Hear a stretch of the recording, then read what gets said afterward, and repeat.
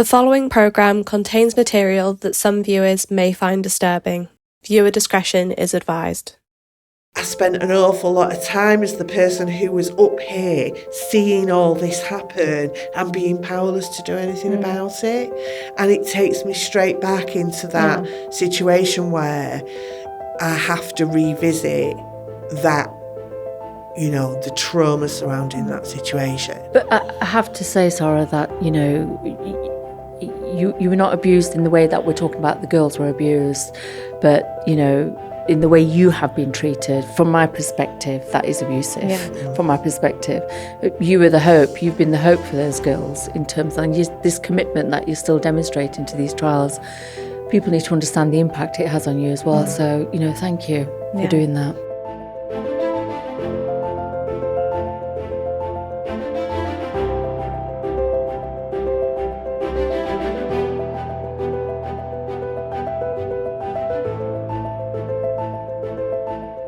So welcome to the Parrhesia Tapes, a podcast about whistleblowers and whistleblowing. My name is Natasha Lovell and I work for the whistleblowers charity Parrhesia.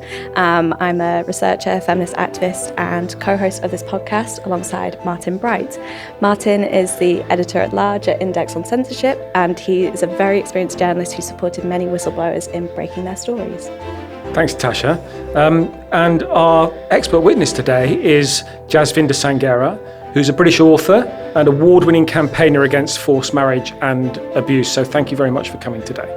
And we have Sara as our whistleblower today, Sara Rowbotham. She worked as Rochdale's Crisis Intervention Team Coordinator from 2003 to 2014, and she began to suspect girls in the area were facing systemic sexual abuse, and reported this over 180 times, but to no avail at the time. So we're here to hear from Sara and the amazing work that she did. So thank you so much for joining us. My pleasure.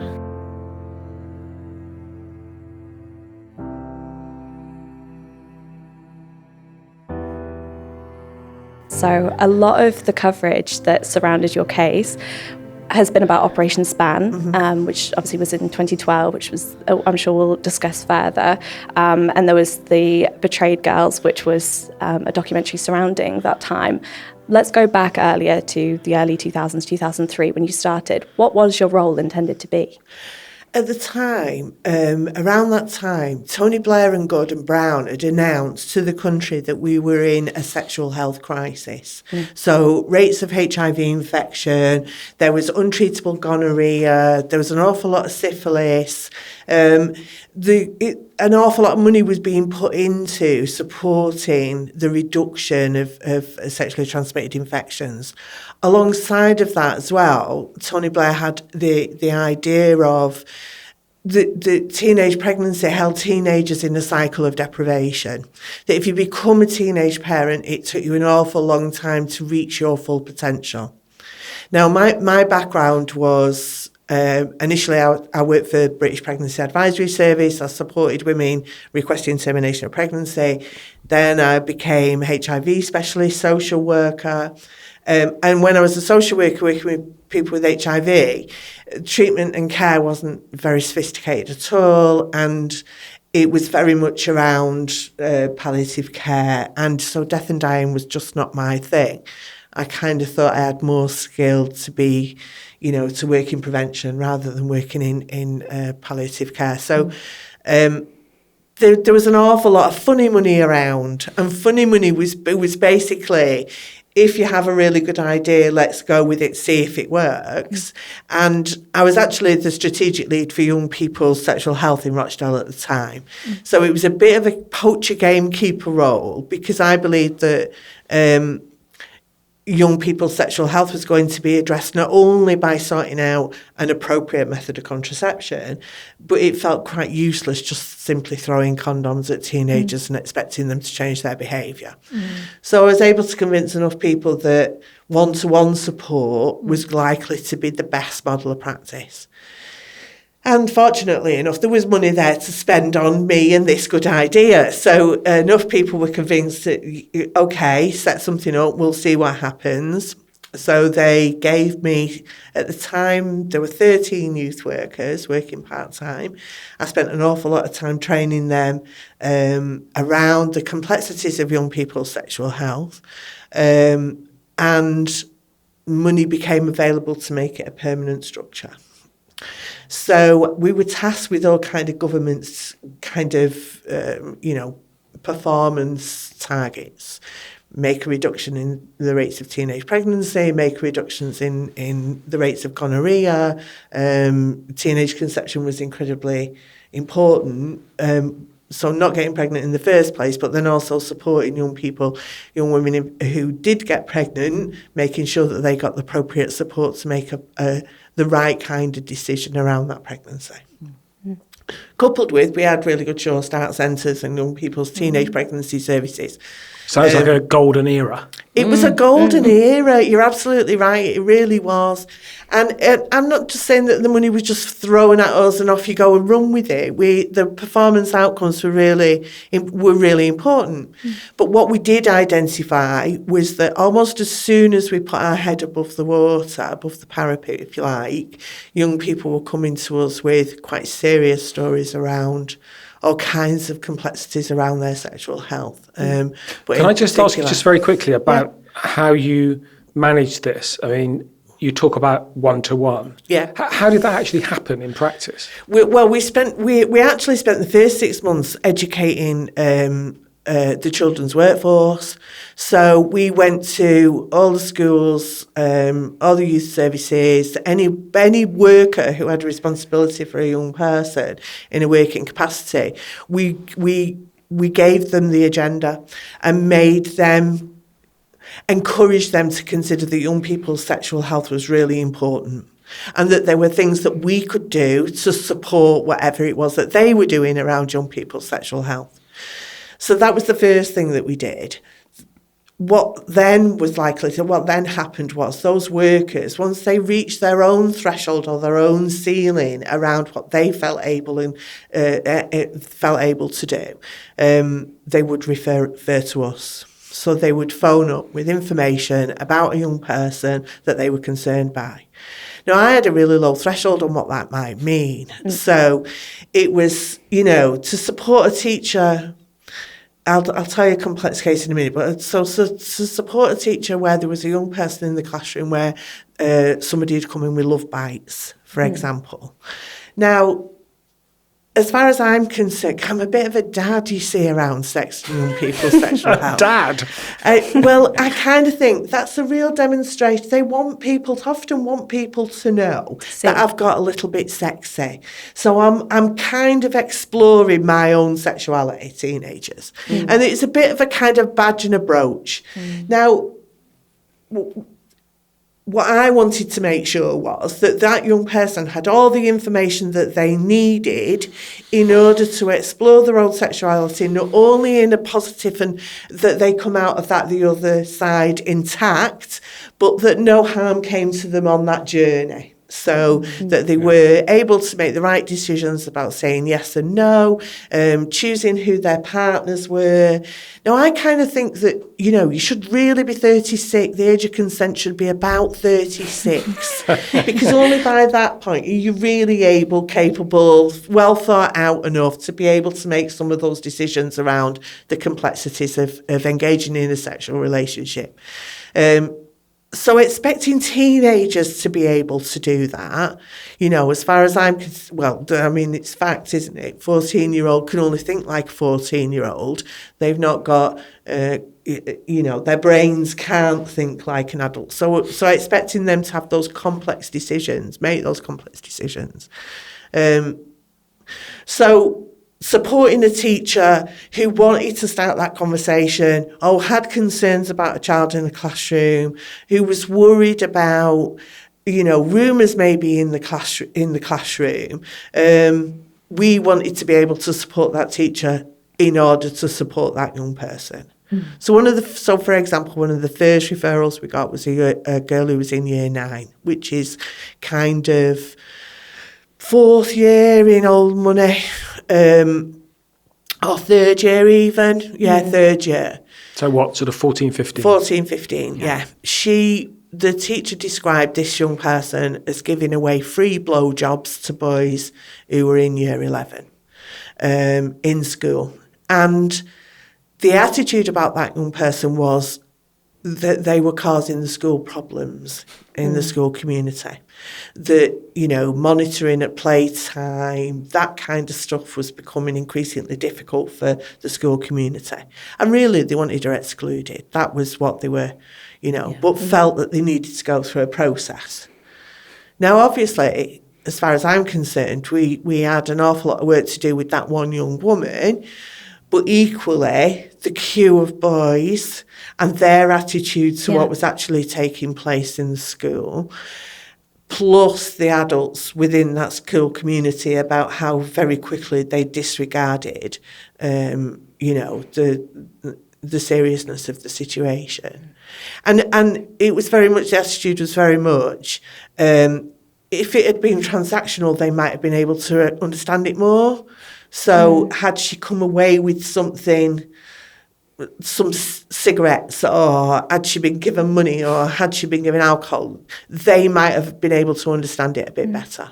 So was this kind of attitude within the school, was that common within the local community, that people were seeing the service that you were being able to provide, the money that you'd been given, as more of a tick box exercise, but actually the kind of cultural attitudes towards the young girls in this situation was just poor? It was just quite derogatory towards them? Yeah, because I kind of think there wasn't an environment where everybody was working together on raising young people's aspiration or raising their potential. It was almost a kind of a fait accompli that you were likely to get pregnant at 14, 15. You'd live on the same street as your mum. You'd paint your bedroom yellow because we don't know whether it's going to be a boy or a girl. That you'd be given the pram that came from that next door neighbour, and that next door neighbour had been given the pram from their next door neighbour. Right. And my grandma's saving up to buy the cot. You know, there was that kind of community approach to young women's pregnancy. And there was also an awful lot of, I was really concerned about teenage boys who had multiple children in their teenage years as well. So, you know, I kind of don't think deliberately, but nobody was intervening at any point to stop one young man from having 3 or 4 children very quickly within a short space of time. So there was definitely that kind of...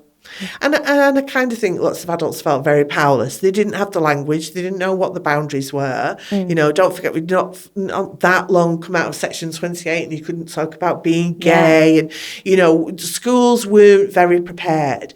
And, you know, if you think about how, you know, my sex education at school was very much really trying hard to get Miss to say orgasm. And, you know, if she did, everybody fell apart. And it was that, there was still that kind of atmosphere going on, really. And nobody felt very equipped or very confident to be able to have the conversations. The ones who did, and it still gets on my nerves, the ones who did were the kind of teachers who would take a banana in and a box of condoms. And now that, you know... It's a bit like taking condoms into a classroom of year 9 children was a bit like giving them an espresso and a puppy. And any amount of attention that you wanted to keep within the classroom had been completely lost because it was a meaningless exercise. And sex is really complicated, really serious, and, you know, has its own real serious health concerns. And treating it like that, I don't think did anybody any favours. So we really needed to kind of raise the status, if you like, or equip people with better skills and give them better language and make them feel a lot more confident when talking about issues with specifically with young people. So I was going to say, for the young people that were coming to you, I'm sure, given the kind of cultural aspects that you were describing and the attitudes, that is just a natural reaction that people have to sex education in school. What was that like for people? How did you find it was when young people were coming to you and using that service that was brand new and it was something kind of unknown? And very quickly, young people, I mean, it's one of the things that I think I'm most proud of, really. Young people brought their friends, you know, we became a real trusted, we were right, you know, there was at the time, again, there was lots of stuff talked about where do you put a young people's contraceptive service, right? Which we weren't, we're non-clinical. We were, you know, I'm a social worker, we all had youth work backgrounds. We weren't going to prescribe anything to anybody. But there was lots of talk about, well, you're in the centre of town, you have a shop maybe, you know, you make it easily accessible to young people, which all it was incredibly valuable. But at the same time, you know, we could have just injected everybody with a depot injection, a contraceptive injection, or we could have given everybody an implant and said, there you go, nobody's going to get pregnant for 4 years. So we might as well address, you know, by doing it that way. Or just fling condoms whenever you walk past the car park. But none of that, as far as I was concerned, did anything to address, you know, this is a health concern and we want to equip that young person with the skills and the aspiration, you know, that becoming a teenage parent really isn't for me. It really isn't a good idea, you know. And actually, I don't want to become a parent until I've learned to drive or, you know, I've been on holiday with my mates, those kind of, whatever the aspiration might be, that we want them to realise their full potential. Do you think, I'm intrigued to know whether you think that your new methodology, which you say was experimental, you just thought maybe it could be a good idea to speak to people one-to-one. Yeah. Do you think that what followed from that, the picking up of more serious issues, was a direct consequence of that methodology? Do you think that really was something that helped pick up something else? 100%. 100%. And that, I think, is why I'm so devastated that, you know, organisations at the time didn't hail that as best practice. They didn't pick that up and think, this is really working well, clearly working well. Other areas achieved the same statistics potentially that we did. They might have received the same outcomes. They might have, you know, spent a little bit less money on it. But actually what we found, what we uncovered, was because of the way we worked, without question. I was able to handpick the staff. So I was able to choose women who were from the local community, who knew the schools, knew the kids, knew the language, you know, were able to... You know, I just put sexual health stuff, I put the knowledge stuff into their head and they use their youth work skills, their skills of being a part of that community, and fine-tuned absolutely what the essential elements of making a young person come in and tell us the truth from day one. You see, that was the other thing. Youth workers often talk about, and I'm not in a position to decry youth work, I am one, we have time to build up a relationship, you know, you need trust there. Well, absolutely, 100%. But if you're talking about, if you're putting sex into that, we need to know the truth about what happened yesterday in order for us to make sure you get the right service today. And young people don't. So, 13 of them would all turn up at the office door with somebody at the back crying. And this one will say, she thinks she's pregnant. And actually, when you've had the conversation, she might have just done some kissing and touching the day before, you know. But it's suddenly become this, well, she's instantly famous for a start, isn't she? Everybody's talking about her. That's doing her, you know. We needed her to be able to tell us the truth very quickly in order for us to make sure that if she needed emergency contraception, we could get her emergency contraception. And that's where I think the staff really fine-tune their skills. You need to be able to tell us the truth. Sorry, as I'm listening to you, I'm thinking about my own upbringing. And I'm an Indian. I was born in this country. We were never allowed to talk about sex. No. And we were not allowed to go to sex education in school. And even today, in 2024, we know some families prevent Muslim, Sikh, Hindu girls from going to sex education.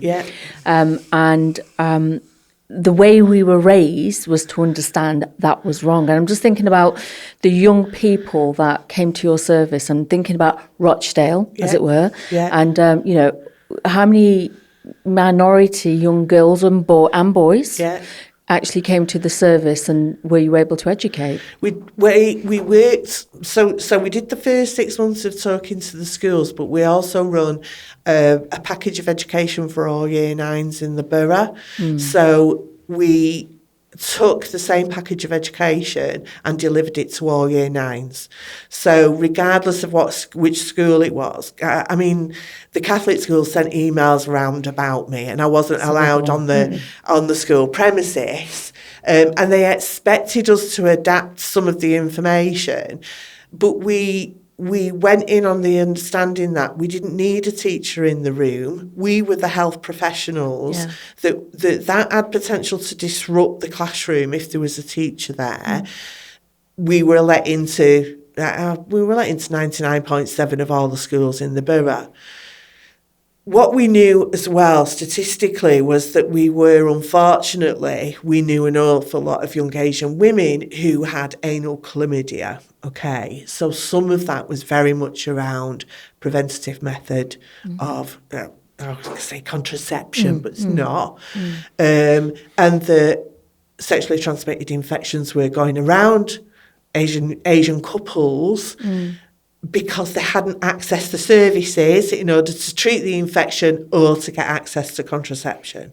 So we had to come up with different and novel ways of doing that. So young Asian people in particular, Muslim young people in particular, were meeting in college. So it was okay to tell your family that you were going to college. Yeah.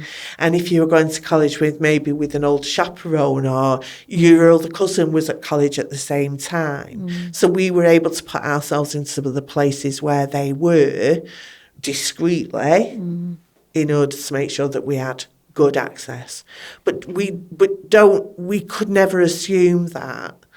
We did see young Asian women who were pregnant, who needed a termination of pregnancy. Now that's really complicated.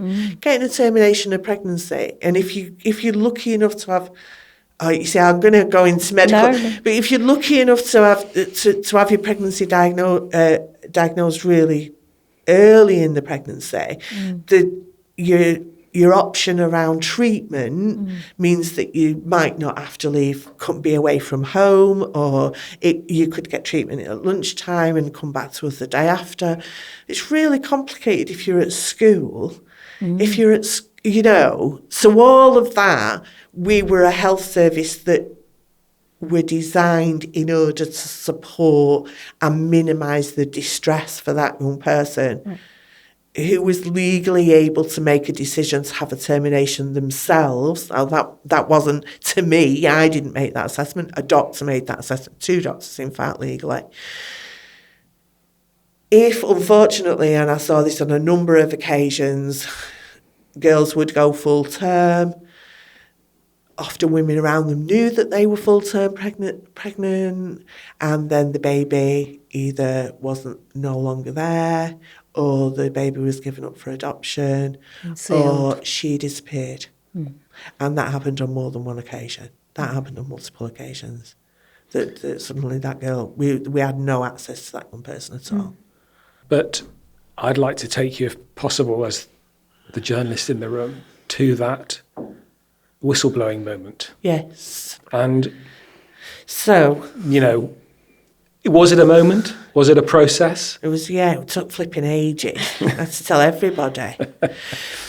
So I referred the girl who was giving away the free blowjobs in school because I believed there were elements of significant harm there, and that we were in a position to offer a package of care that meant that we would try and minimise. Now we could work with her. And did for a long time, but I couldn't work with her mum, or I couldn't work with the other family members who really needed to be able to back us up and be worked with in order to provide that young woman with something other that meant, what led this girl to think that was the best thing that she could be doing on a Tuesday afternoon. But that never reached anybody's threshold. That was not a children's social care responsibility. Can I just ask, why wouldn't something like that reach a social care threshold, in your opinion, in terms of the young girl that you reported, and social care didn't see it as reaching the threshold? Because it should have. It should have, but if they went and had a conversation with mum, which they may, I believe they did, at one point they did, and they did a very early assessment. Mum may very well have said, I'm trying my best, I'm trying my hardest. There's not much I can do. I'll try and keep her in and ground her. Then mum's doing her best. Mum isn't neglecting that child. And social services only work, at that time, this was in the 2000, they only work with children who were being abused within the family. Yeah. So if I went to the police and said, here's this girl, she's giving away free blowjobs, that wouldn't be a police. Who were they going to arrest in that situation? Because as far as they were concerned, she was a willing participant. It was just explorative sexual activity for the children. They didn't want to criminalise the boys, So the police, and they wouldn't have known, or they wouldn't have thought that this was a sign of something else. No. Well, even if it was, she wasn't being abused. She would have to come forward and say, I am being raped and abused in this situation. Yeah. And so they didn't have a victim. Which, as a 14-year-old, I think that's key to note as well. It's just astounding, the fact that so many people really struggle making disclosures about sexual violence at any age, but asking a child to properly articulate that, as you said, trying to understand sex anyway and their role within it and feeling empowered within that, which in that scenario definitely was not the case. No. Trying to get her to disclose that. I was just wondering, can we go back to discuss the swarms of girls that you were having coming in and having those discussions and kind of obviously not being able to necessarily articulate what was happening to them and having these kind of piecemeal bits come to you? What was that process of starting to hear things and thinking, this is starting to follow a pattern, and where do we go from here? Yeah. So the first kind of group of girls who came in, I can't think of one single situation where anybody came in and said, I am being abused by large groups of men. That just didn't happen. Yeah. The first group of girls would come in and would present really chaotic. So might swear and try and smash up the waiting area, or somebody broke the barrier in the car park. They were full on chaotic, not how you're supposed to behave in any setting.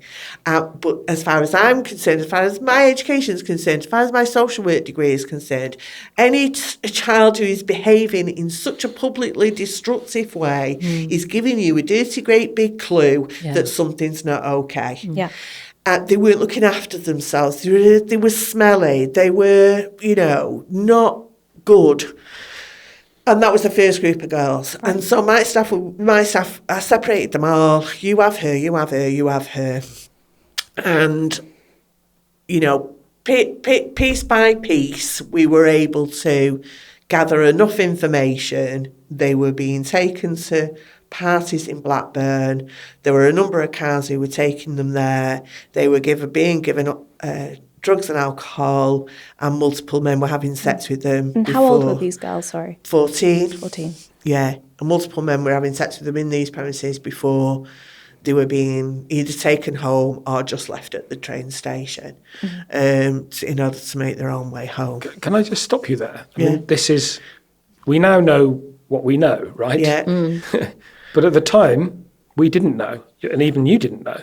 No. So can you just express how it felt when you suddenly thought, oh my goodness, if this is true, this is staggering.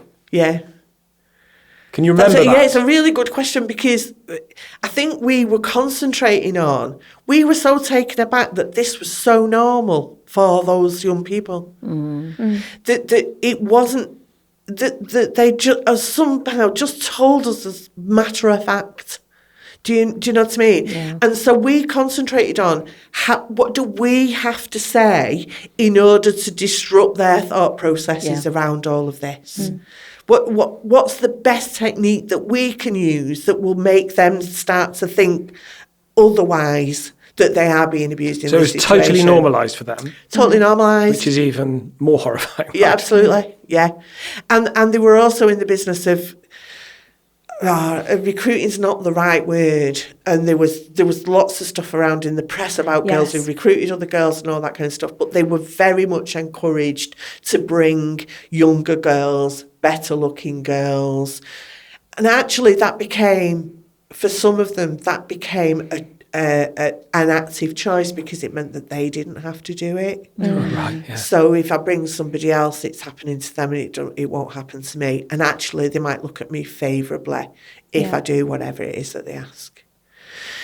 We did, I mean, so every single one were referred to children's social care. Okay. And I did absolutely everything because this has now been proven that I did.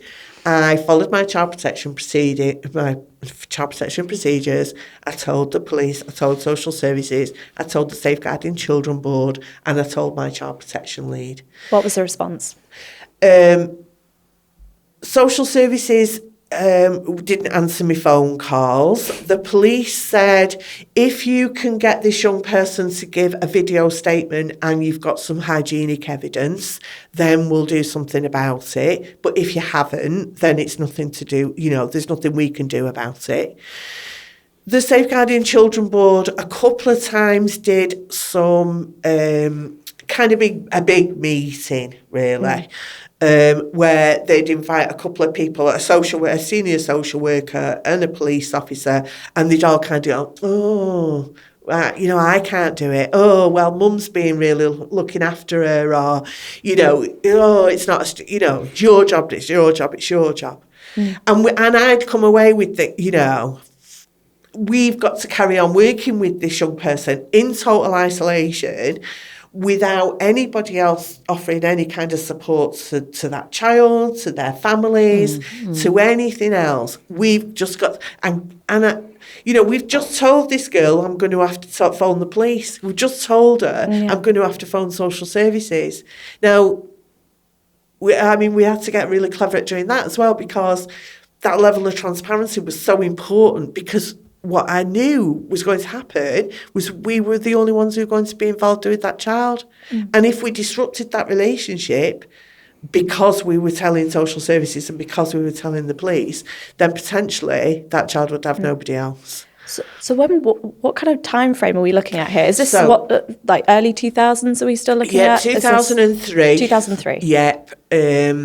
2003, 4 and 5, I'd say there was probably about 50 to 60 young individuals, and there were boys. Right. And I know portrayed girls and 3 girls often gives everybody the impression this is only something to do with girls. Yeah. But actually boys were abused in exactly the same way. Right. So boys were being picked up, they were being taken to properties, they were being fed drugs and alcohol, and they were being assaulted in exactly the same way as the girls. And yes, they were a minority, and the vast majority of the time, those young men identified as being gay young men, where they would self-identify as being gay young men, but they seem to be the lost in this picture of this is only something to do with white working class girls. When actually, and I don't know whether that's just because that's more of a difficult conversation to have. You were saying about Asian community and, what's the implications there of, they're having sex with young boys as well. Yeah, and I was just thinking about this as well, because when you think about the girls, you talk about it was normalised, and for boys, so they believe they were completely worthless. Yeah. So where did those attitudes come from? And in my head, I was just thinking how, people have to acknowledge the facts of Rochdale and other areas as well. Predominantly, these were Asian men. Yeah. Now, in my field of work, in terms of reporting of forced marriage, female genital mutilation, etc., over the years, it's been really difficult to have the conversation because the practitioner hearing this doesn't want to tread on cultural toes, doesn't want to be called a racist, etc. So in effect, that's protecting the perpetrator. And I just wanted to hear your view on that in terms of how serious was this really taken in terms of the girls reporting and the fact that the practitioners were too afraid to go there. Yeah. I think there's a couple of elements in there for me. So if you think of Rochdale as a whole, Rochdale had really cheap heroin at one point. We had street walking prostitutes. We had a number of saunas. And the customers of the prostitutes in particular were Asian men. Yeah. Of the street walking prostitutes, of the ones who were working in the saunas, they were Asian men primarily, and we knew that because we were giving condoms to the women who were working in the brothels. Yeah. The drugs and the heroin, which is often where the prostitutes were because they were often addicted to substances, it was the Asian men who were selling the substances, who were selling the heroin. So that if we want to think about those as communities, those are the communities who we were working with. There was already this established idea of there's the women and they're all in there having sex with Asian men, and it's the Asian men who are providing them with the substances in order to either maintain them as prostitutes or to maintain their habit. So that was kind of almost an adult cultural norm, if you like. Yeah. The other thing was, yes, we were in a position of, it was around the time when people started to use, so people were being pulled for using the word, the P word, right? So you can't say that, you have to use Asian. Yeah. Now, you just had to scratch the surface of that, and people would use the sentiment was exactly the same even if they used the word Asian. So there was that level of racism. So they didn't say the P word, but they would replace it with the word Asian, and the sentiment was still exactly the same. So we were in that environment as well. So in your opinion, would that have given the perpetrator more power? Yeah, potentially, because nobody was bothered, were they? Nobody was bothered. And the girls would have known that. Yeah, absolutely. Absolutely. Yeah. Well, they did. And I asked about the attitudes because, I will share with you. I'm one of 7 sisters. We were born in this country. My parents came from India. And my mother raised us with this mantra, as she would say, and this is no disrespect to anybody, the worst insult you can bring to my front door is that you're behaving like a white woman. Now, we were raised like that, so we were raised with this them and us, and the brothers and the uncles and the men always looked at anything other than Asian as unclean or dirty. So it's easy to use them. Yeah. And those attitudes, I think, from listening to you and what I've read, have fed these individuals to treat women in that way. Yeah. No, I agree. There's nothing to disagree with on that. Yeah. Jasmine, you're absolutely right. I think we couldn't... Look, can I just cut in here just for a second? Yeah, because it's interesting. Because this is a really fascinating conversation. And often in the liberal, white, middle-class media, people find it difficult to talk about these subjects. Yeah. And they pussyfoot around them and they don't want to think about it. What's striking about the way that you're speaking, Sara, is that as someone who worked in Rochdale, knew what was going on, you've got no qualms about talking about this in totally factual terms. This is what was happening. Yeah. It's not racist.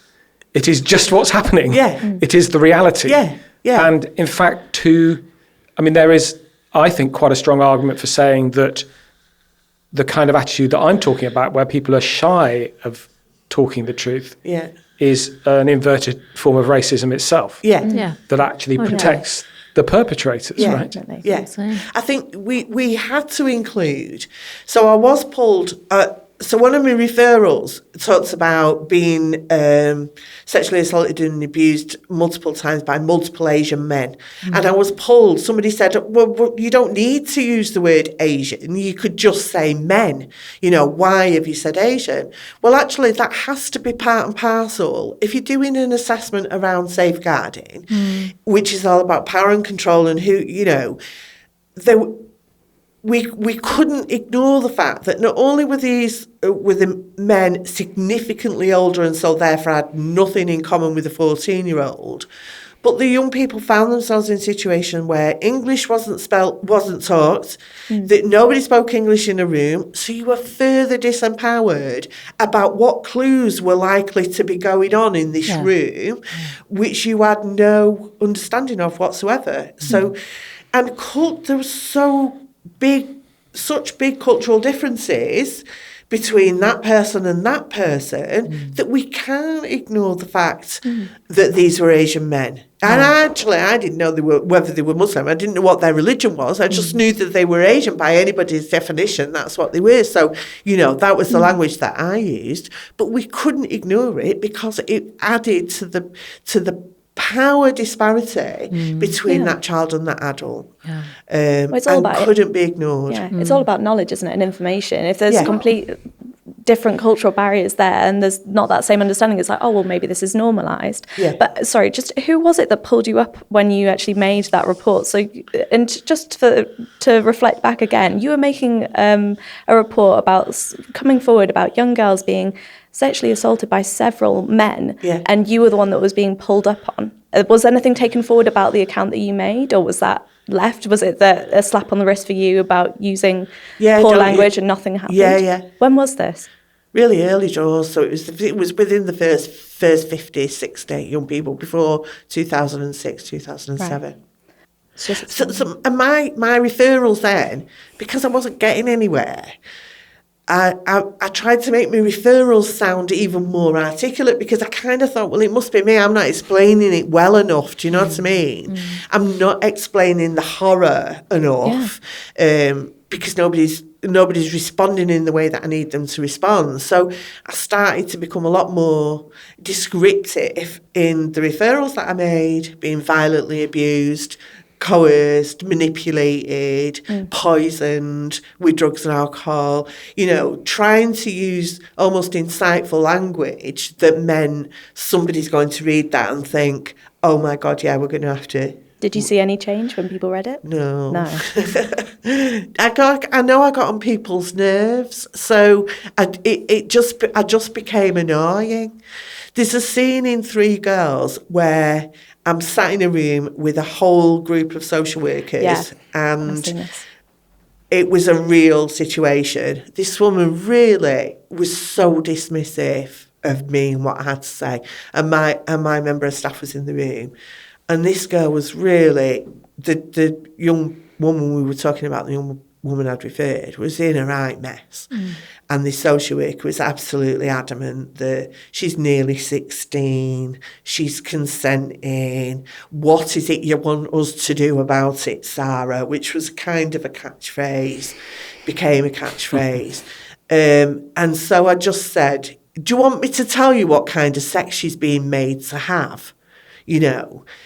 To kind of provoke almost like her middle class values, if you like, sensibilities, just to prod her that little bit more. So that scene, anal sex without lube, in order to get a kind of a response, a reaction.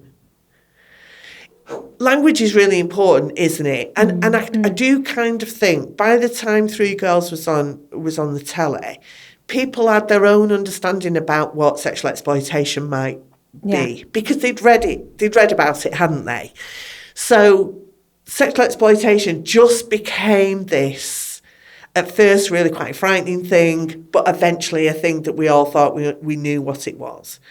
The minutiae, the complexity, the horror, the trauma, the insidious, horrible way that children were violated and manipulated, isn't covered by just calling it sexual exploitation. No. Well, or indeed, the simple shorthand of calling it Muslim grooming gangs, absolutely.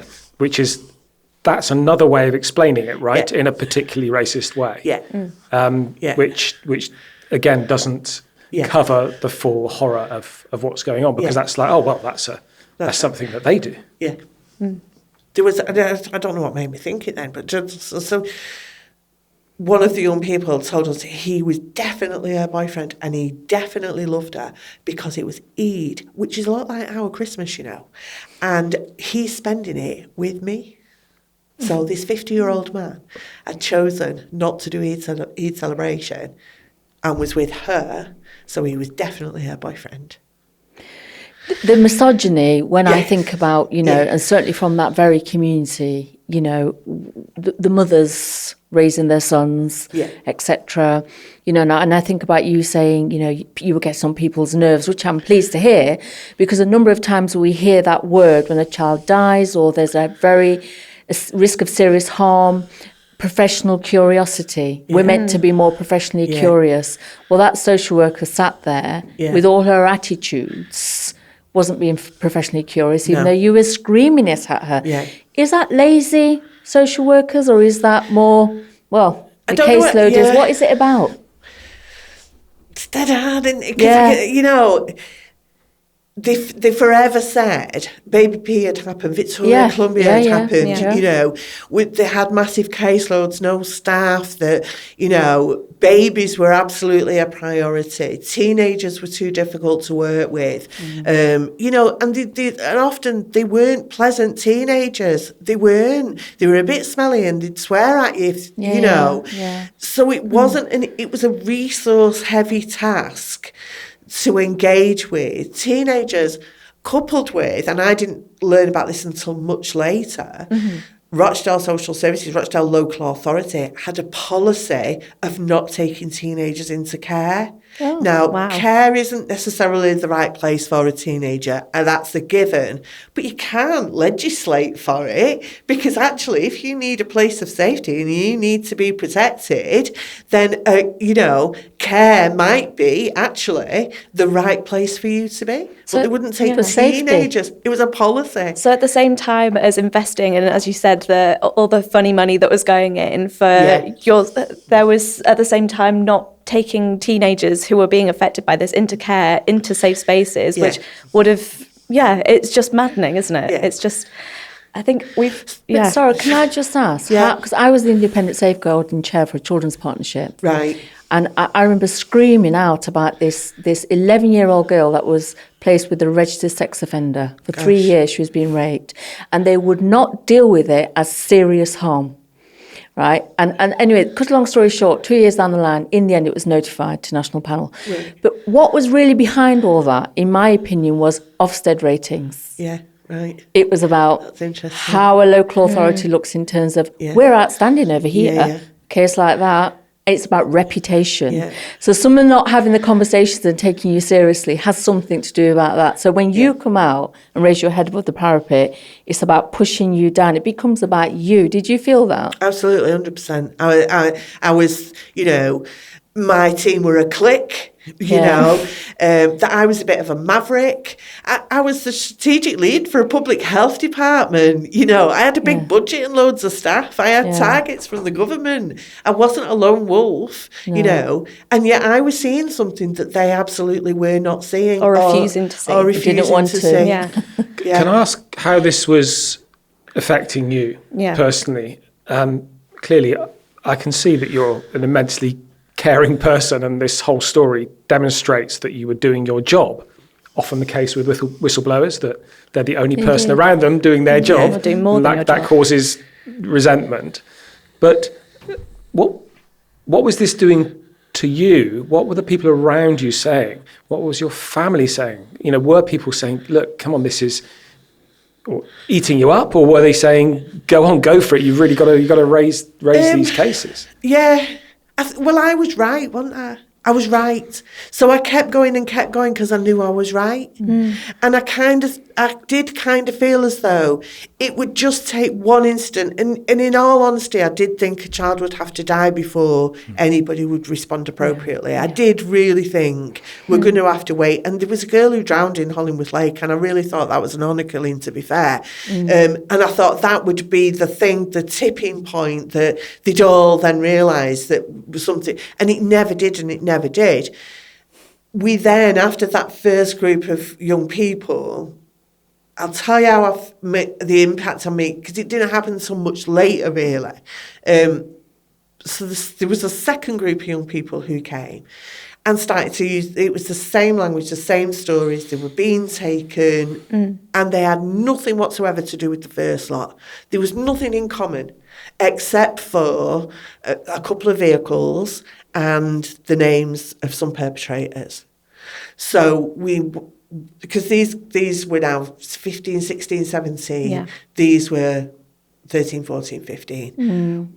You know, it was almost like this is the next generation. This is the next generation of young people who... You're watching the cycle happen. Yeah. And one of these young women was a high achiever in school. She was really articulate. She got a really good, strong relationship with her worker. And it took us a long time to convince her, but we did convince her, because I thought the only way is we're going to have to find this victim that the police keep telling us about. We're going to have to get this person to behave like a victim so that they will do something. The perfect victim. The perfect victim, who cries, who says, who, please help me, big macho blokes in your Feminine. uniform. Yeah. And we got to the point where she wrote a 14-page big disclosure, and we did it really formally, really seriously. She signed every page and documented it, and I sent it off to anybody who would move, really, anybody who had anything to do with anything. And nobody, and I thought, kind of sitting by the phone, they're all going to go, what's this? And nothing at all, right? 7 days. And the police visited her at home, did a bit of an interview, nothing after that. And she was in the drama, she did a criminal attack on the shop. So she smashed up the counter of the kebab shop, and she was arrested. And so that then triggered... See, the independent chair of the Safeguarding Children Board had the same 14-page flipping letter. I would have read it. Yeah, I bet. And done something no about doubt it. about it. And I haven't flipping delivered it so that nobody could lose it. Yeah, absolutely. So eventually they did interview her. But this was because she'd been arrested? Yeah. Yes. Yeah, and she said that she'd been raped, and there was a police officer who believed her. The other one did yawn. I heard that, yeah. Yeah, he did yawn in the interview. Just astounding. Yeah. And she was asked questions in court around, were you only doing it to show off for your worker? They asked her that. And actually, we found out much later that she hadn't told us everything because she didn't want to disappoint her worker. Now, that's awful. That's awful. And that was really awful to hear as well. Anyway, Operation Span, because at the same time I was chipping away at the police, and there was a woman police inspector at the PPIU, the Public Protection Unit. She kind of said, okay, right, we'll do some disruption. It's the best we can do. We'll do disruption. We'll go and knock on some doors. We'll make sure wives and mums know about these fellas. Other people in the community in the street will know that we're on to them, and that'll stop their behaviour. And she asked for overtime, and they wouldn't give her overtime. So they gave her, it was called a level 5 police officer who had particular investigative skills. He'd been on a special course, I think. Okay. And they gave her one of them. And thank God they did, because they brought these fellas in, and this investigative officer was able to get information from one or two of the perpetrators that then led to Operation Span. And some resource was put into making sure they had enough evidence to arrest and charge 10 perpetrators. One did a runner, and they were left with 9. However, they were only charged with conspiracy to commit crimes. They weren't ever charged with the crimes that they'd actually committed. So their sentencing was really short. 2 of them were convicted of offences against other people as part of Operation Span, not the young people who were victims in Operation Span. So we're up to Operation Span, which was starting, what date was that starting? I think it was 14, wasn't it? Yeah, I think so. It was 2012, 2014. Yeah. So this was triggered from a few arrests being made and a few prosecutions that you'd mentioned before, but that actually wasn't connected to any of the 50, 60. By this point, I mean, that was the first round of girls that you'd had come through this process. I don't know the numbers that you'd been at. Other than making the disclosures to the various services, you'd been documenting this very carefully and trying to pinpoint links there. Would you be able to explain a little bit about that and how that assisted Operation Span? It was actually really, really naive. Mm-hmm. It was a useful way of us tracking information, really. Mm-hmm. So we realised we were a really close team, and I supervised every one of them. It wasn't formal at all. We knew each other really well, and we didn't socialise because we worked with each other. It wasn't that kind of weird, best mates relationship, but we were very informal. We really quickly realised trying to document things became it became really cumbersome.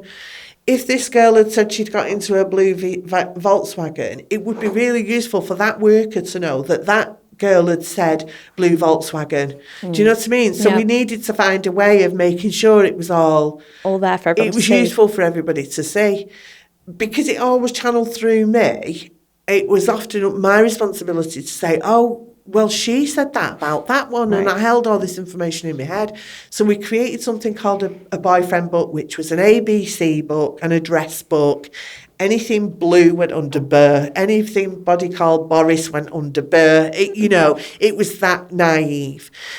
Then we also did this process of we put the Volkswagen on a big picture on the wall and realised that actually we'd all heard somebody talking about getting in the blue Volkswagen, and the blue Volkswagen had gone to Bradford, and it had gone to Edinburgh, and it had gone to Liverpool. So we had this huge, really rich resource of information. Some would say you were doing the police's job for them. They did. You were. They did. Eventually, they did say that. They did say that. Wasn't my job, to do that. But in the absence of any police officer coming and saying, I'll have that bit of detailed information and we'll do some investigative work for you, it was important to do. So we did. After Operation Span, the Chief Inspector of Police at the time of Greater Manchester, Peter Fahey, I don't know whether you want to include his flipping name, but Peter Fahey said, we're going to draw a line under it now. Yeah. He was having big rows on the radio with Simon Danchuk. That was just a bit afterwards. It was Peter Fahey who said, we're going to draw a line under it, and it would be much better if this was all about children in care, and it'd be much better if social workers would just keep those children in care and, lock them in, basically, so they wouldn't keep running away. I mean, they were an absolute minority. I knew we had all these cases in the cupboard, and I knew we had all this information. They'd never caught the fella in the blue Volkswagen. Nobody had asked me about it. And they were refusing to do an independent serious case review. They agreed to do a review of a case, which they did, and they published it. But they were still refusing to investigate any of the other crimes. And I knew we had all this information, ridiculous amount of rapes, assaults, abuse, and lots of information about perpetrators. And I started then to argue for an independent serious case review, and was being refused at every point. I went to my safeguarding lead, who refused. I went to the chair of the Independent Safeguarding Board and was refused. We were doing reviews. The language from the chair of the Safeguarding Children Board as well at the time was very much, this was a lifestyle choice, and we were being judgmental about those children. I know. I mean, you're having to delve into that kind of language anyway by using the boyfriend book and kind of not obviously acknowledging that and being like, yeah, that's normal, but that's how ingrained it was. And I think it's the boyfriend book sounds so like, but you were doing this whole operation by yourself and having to speak to these girls and coax this information out of them in a way that they could understand. But the fact that they would see them as boyfriends, as you said, I think it's just incredible the sensitivity that you managed to have, which it's anyone, and I've worked slightly in this area about looking at disclosures, how difficult that is to go forward and speak to a police officer or speak and just make a disclosure anyway without any judgment, just because people don't know how to react to it. So, yeah, it's just astounding. Sarah, did you find yourself saying, the Sex Offenders Act of, this is the children cannot consent, etc., etc. I think that's what I kind of meant when I said about the language that I used in my referrals became much more articulate. I quoted the law, I quoted government legislation. There was all kinds of stuff that was. Written, supported help. There was, stuff that, she was called Sara. She'd come up with this boyfriend model about how children are abused and sexually exploited. Can't remember what her surname was. But she was quite famous at the time, was doing the rounds. I kind of quoted all this stuff in absolutely everything. It just didn't land. It didn't land is the best way I can think of it. Because they wouldn't do an independent serious case review, I felt that would be the key for them to then say, this is best practice, and let's look at what else you've done, let's look at the other cases, and they were refusing to look at and investigate any other cases. Eventually, so I went to as many professionals as I could. I went to my union, and they weren't very helpful. They just kind of said, keep going. I phoned Childline, and they said, you're not a child. Phone NSPCC. So I did. I phoned them, and they said, keep going. So really wasn't getting anywhere. So went to Simon Danchuk, who was my MP at the time, and stood there as though, we were really going to get into trouble. If anybody saw me going into his office, that would be me done. Really, it was so harmful for me to go into that office. Why did you think that? I mean, you're allowed to go and talk to your MP. I kind of thought that I must have been breaking confidentiality. Yeah. Or I was doing the industry some damage. Or I was a health worker who was going to put the reputation of the organisation into, disrepute, and that somebody could just tell me off for not, for going and talking about my work in a very detailed way and complain about my work in a very detailed way to the MP. So in the report, it talks about a blind spot to CSE, and then there's this thing, isn't there? There wasn't enough training. Yeah. But actually, what would you call it? Because it was. That's just lie. That is actually lies, because there was training. They did have training. The social workers all had training. The blind spot wasn't. It was a bit like hear no evil, see no evil. Yeah. If that's a blind spot, that's what that was. But it was as bright as that light in your face. Yeah. It wasn't.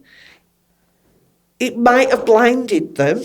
It might have blinded them because they didn't know what the hell they were supposed to do about it, or couldn't conceive of, operationally being effective, maybe, I don't know, or that they just thought, resource-wise, God, this will take it out of us. But it's obvious to any decent person hearing, if you were to have that conversation with me, and we're in a culture at the moment where there's a debate about mandatory reporting of child abuse, and we're encouraging people to third-party report.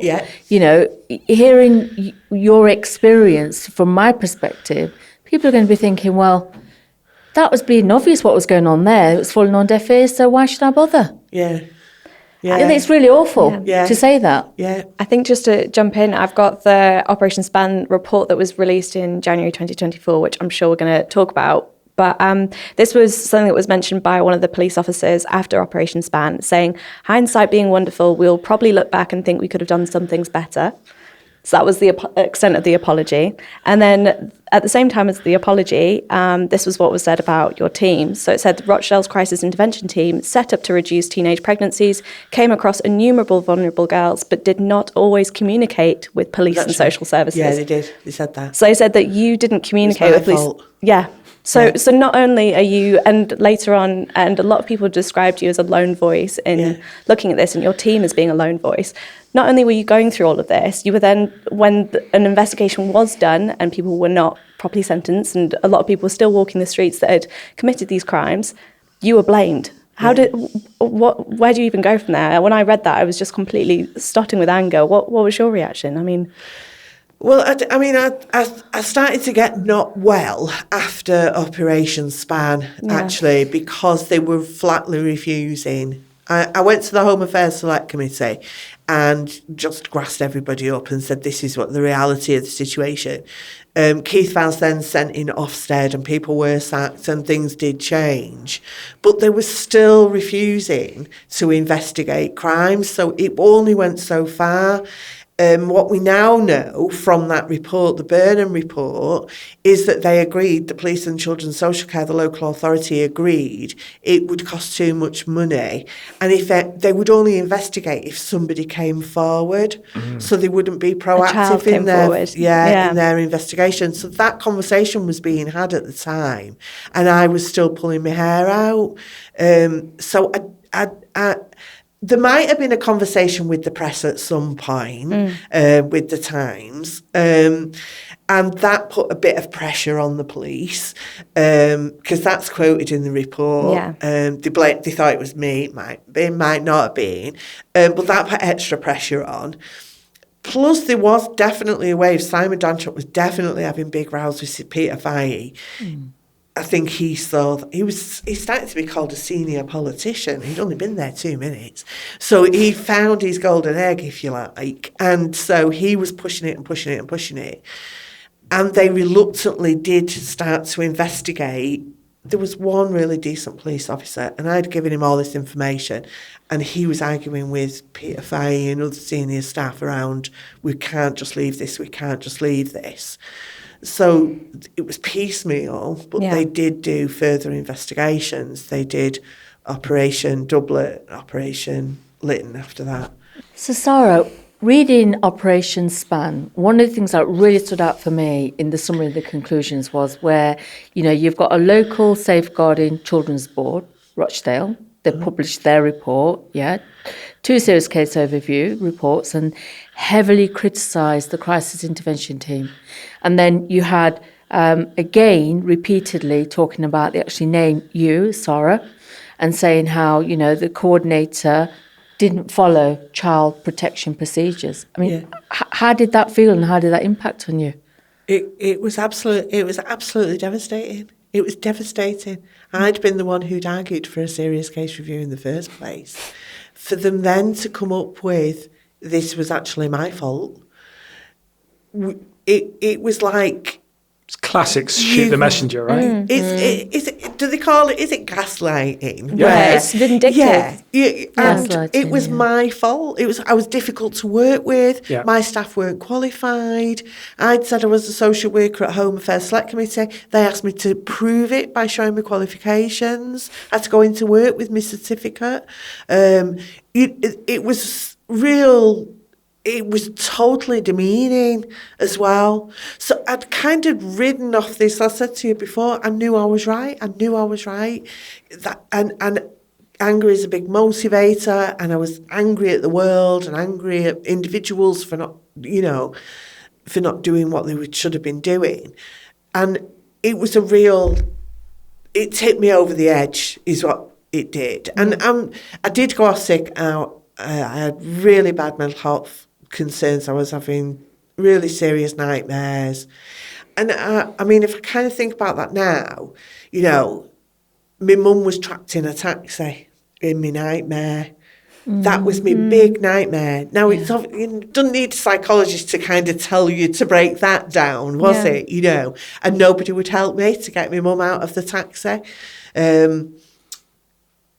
It wasn't the abuse that we heard was horrendous. It was about torture. It was about really traumatic situations, complex, really horrific.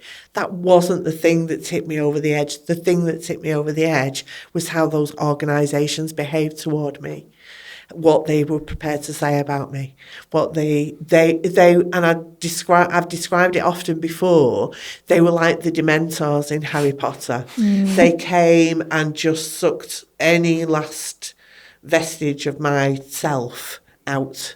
I had to move back with my mum. I moved in with my mum. Can I ask Sarah if you also feared the community? Yeah. These men that were doing this? Yeah. When it was Operation Span, we were asked whether we wanted to have special measures, to have a screen and all that kind of stuff. I didn't actually give evidence. I was outside the door and they approved me evidence for Operation Span. And I was cocky and thought, no, I can look you in the eye. I know what you've done, I'm from down Middlemad, that kind of attitude. But my family was so scared of me being identified in that situation. You have to remember the BNP were outside the court. Nick Griffiths was there. They had armed police. We were taken from a police station underground. It was really full on. And it was my family who were more scared that I'd be identified and that, there would be potential threats. That was a really high-profile case, and it was so disappointing that they weren't charged with the offences that they'd actually committed. The serious case review was totally demoralising for everybody in the team, and so I was off for in total over a 18-month period. I was off for about 12 months off sick, so I kept trying to come back. And I'd come and do more rowing, or I'd, kept trying to come back and couldn't physically do it. Until the day that HR said that I was incapable of coming back to work and tried to just end my contract. So it was actually the team who went to senior managers and my colleague in particular I work with, who's my friend who's in the hotel, she screamed, how can you possibly do this? After everything, you can't just get rid of her. Plus my GP was prepared to do me a fit note. So she did me a fit note and said that I was fit for work, so that they couldn't just end my contract. And so the next step was they came to me with something called organisational change, where they'd reconstructed the whole team. So your job no longer existed? My job no longer existed. Yeah. So classic. You were managed out. I was managed out. Yeah. Most horrible of phrases. Yeah. I was, The implication from the serious case review was absolutely that I was to blame. I did complain at the time. I did complain to Andy Burnham. I went to Andy Burnham, who was newly elected, and I complained to his office. And that it kind of sat on desks really for quite a period of time. I was approached by the BBC then to do Three Girls, and by the documentary filmmaker to do Betrayed Girls. And I think that opened the eyes of an awful lot of people and obviously spurred Burnham's office to do another independent investigation into the failures of that review from Rochdale. And that was the one that was published in January of this year. So it's another example, another high-profile example of it only really being when documentaries and dramas are made that the difference happens, as it was with the post office scandal.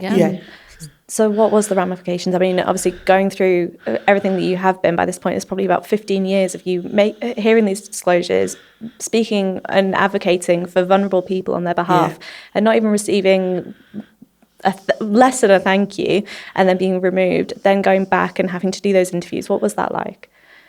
It's traumatic every time, and there was another, they are now investigating. I don't really think they're investigating all of the cases, and maybe they are only investigating the cases where young people have come forward. But there's a court case again that started in October now. The implications of that is I have to go through statements. I have to take myself back to that time. Yeah. I have to make sure that everything that I'd done in the statement is accurate. Then you wait for the trial date to wait and see whether you're called. I wasn't abused in this situation. I wasn't the person who has to stand up there and say that person assaulted me. However, I spent an awful lot of time as the person who was up here seeing all this happen and being powerless to do anything about it. And it takes me straight back into that situation where I have to revisit that, the trauma surrounding that situation. Yeah.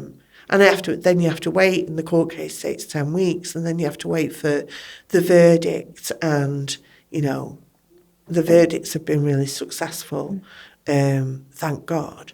But this is the first, so they've arrested 59 perpetrators in relation to this latest court case. So they can't do everybody all at the same time, so it's 4 trials.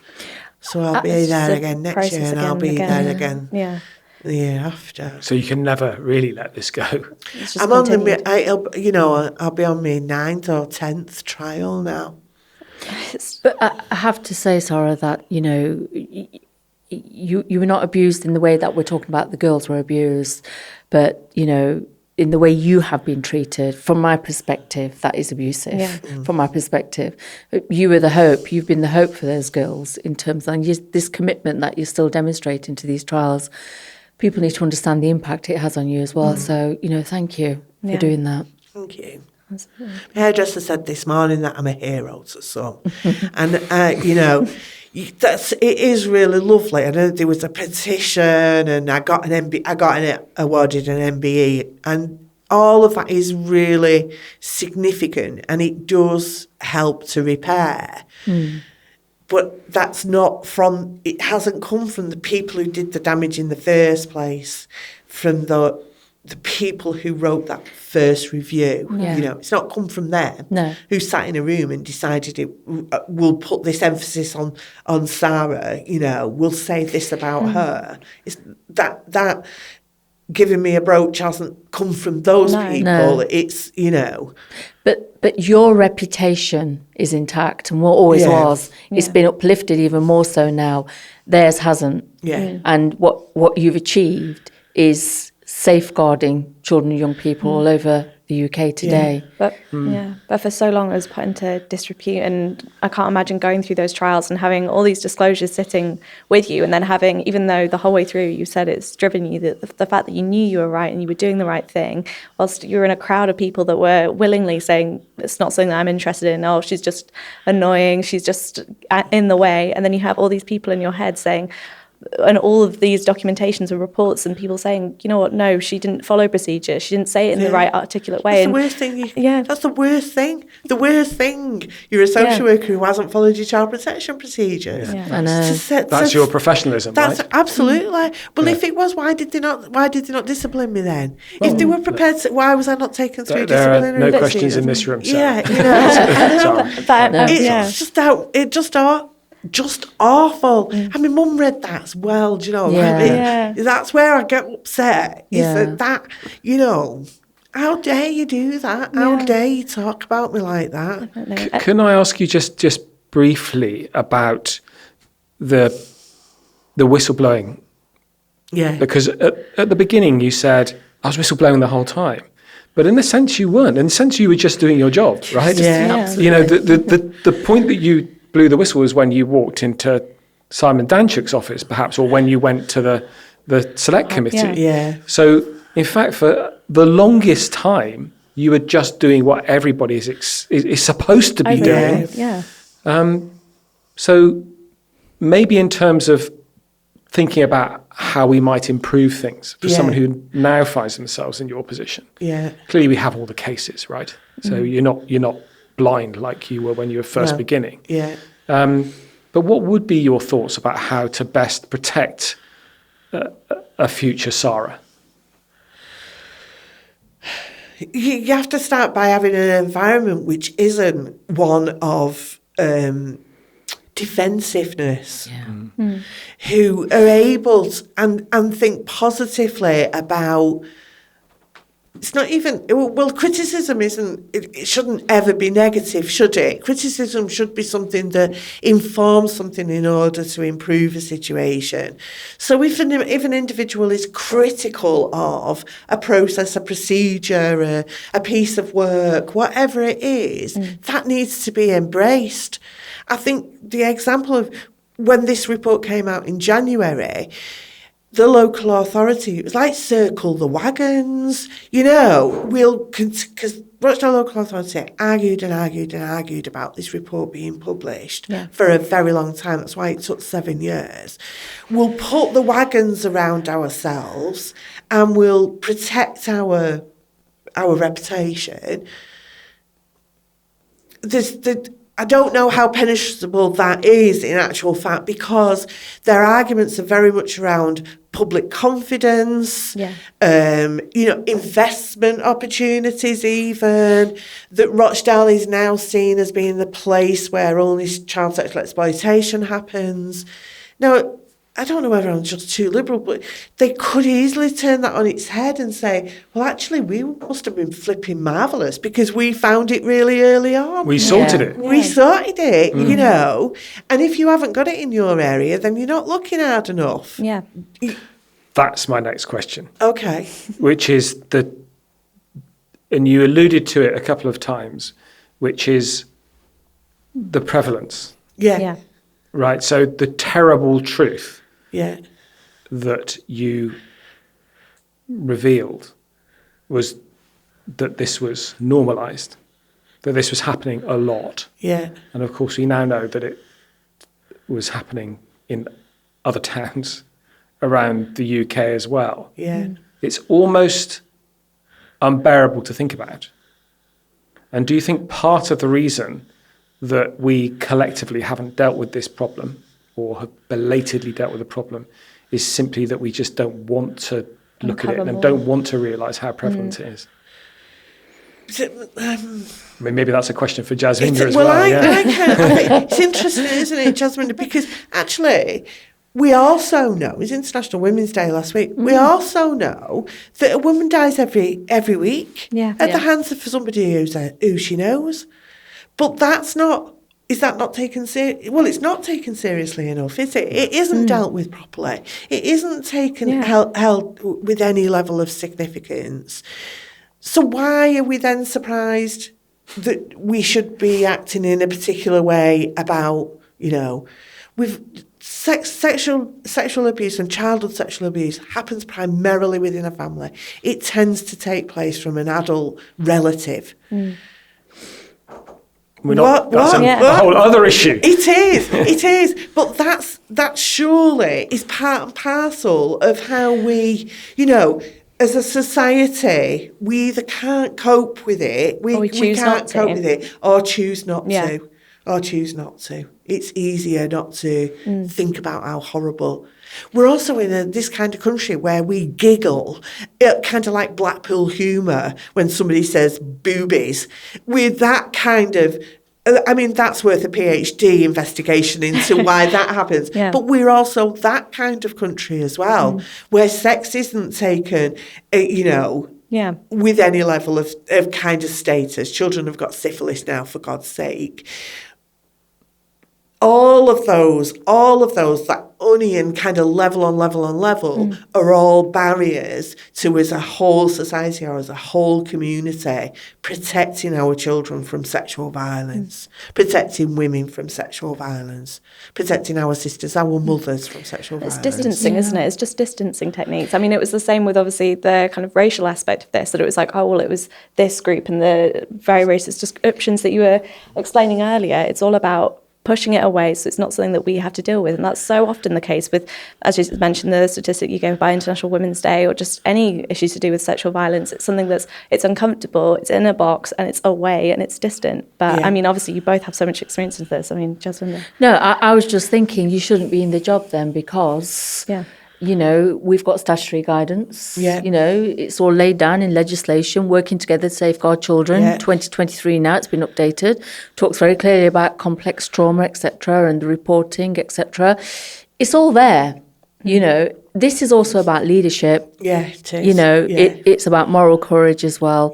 And the fact that you referred to as a maverick, you know, you were doing your job. You know, so I think people in those positions of power and influence, and those who are meant to be responding to child protection cases and the way we would expect, where they don't, they should be removed or disciplined.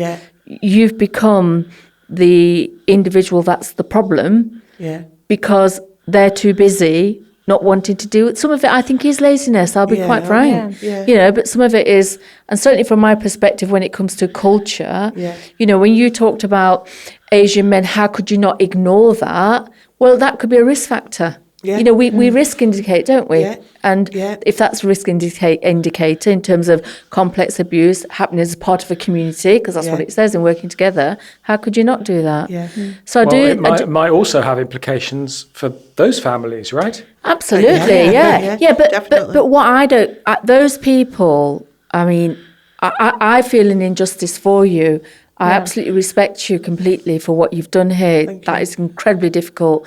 But part of the injustice is those people are still in those roles. I know. And that's the bit that really makes me feel angry.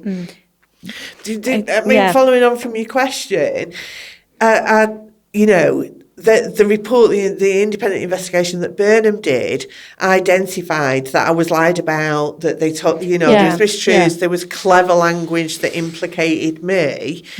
So I sought advice from a solicitor who said, well, you're out of time now for, you know, if somebody's badmouthed you, you can, what's it called? Defamation, There you are, defamation.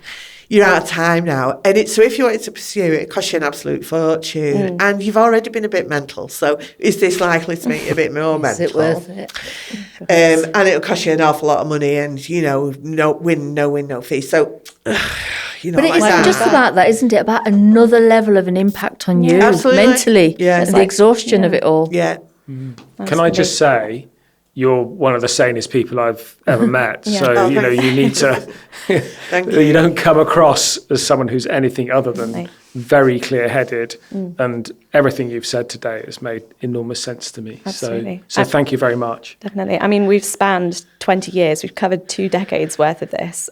Just to bring it to a close, I mean, let's just quickly discuss January 2024. It's finally discussed in clause 2.5. We have established that Sara and her colleagues had repeatedly shared their concerns during this period with police and children's social care.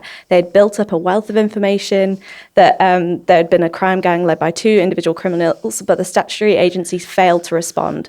This is 20 years on. I was explaining this to you. I mean, obviously it's a case you know, but I was sending you a voice note. This is 20 years. Where do we go from here? What's the next step with these individuals? Where do you go from here? How does it feel having this finally published?